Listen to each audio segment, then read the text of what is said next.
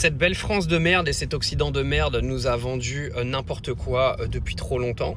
Alors là, je m'en vais de Chine, hein. Je suis en direction de l'aéroport et je peux vous dire que je viens de passer une semaine en Chine absolument de découverte, parce qu'on m'a vendu un pays dangereux, on m'a vendu un pays pourri, blindé par le communisme, tous les bordels politiques, etc. Alors ok, moi je dis pas que c'est parfait. En tout cas, moi en tant que citoyen normal, personne lambda, parce que je suis pas président de la République, je m'en bats les couilles, cette semaine en Chine, elle a été extraordinaire, d'accord? C'est-à-dire que ici, c'est ultra propre, c'est ultra sécurisé. Je pense qu'on est vraiment dans le top 1, top 2 au monde, dans un pays où il y a 1,4 milliard d'habitants, donc je vous laisse imaginer le travail quand même qui a été fait.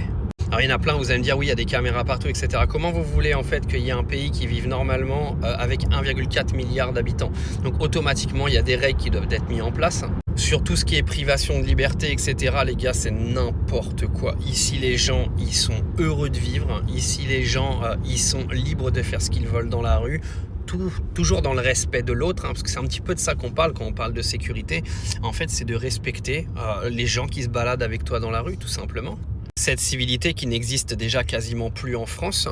Et honnêtement, je vais encore faire une comparaison douteuse entre les deux pays, mais ici, vous pouvez vous balader dans la rue à 3h du mat, il n'y a personne qui va venir vous faire chier. Et franchement, c'est un luxe de vivre ça aujourd'hui.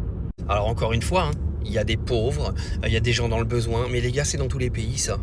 Automatiquement, ça se voit un peu plus quand il y a des pays qui ont quasiment 10% de la population mondiale au même endroit.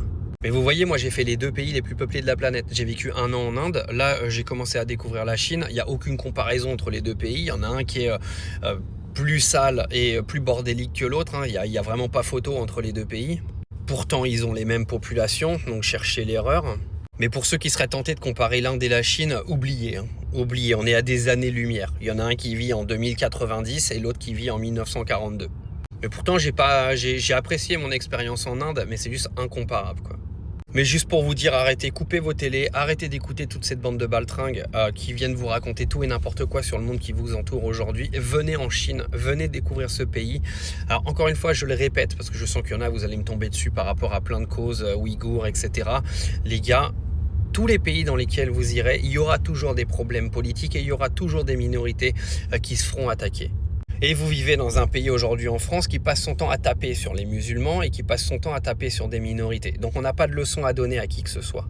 Quant au contrôle de l'information, parce qu'apparemment je sens qu'il y en a beaucoup qui vont venir me dire oui mais les gens ils peuvent pas liberté d'expression, etc. Les gars, il y a une loi qui est en train d'être mise en loose day dans l'Union Européenne qui s'appelle la Permanence Law, qui va être mis en place pour que les réseaux sociaux arrêtent de diffuser les informations qui sont diffusées par les créateurs de contenu et ne mettent en avant que les informations des chaînes de médias mainstream.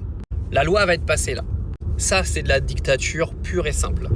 Donc venez pas me parler de liberté d'expression et tout en Chine, parce qu'en France, on en a quasiment plus. Donc si je devais choisir là demain entre habiter 6 mois en France et habiter 6 mois en Chine, mon choix est vite fait.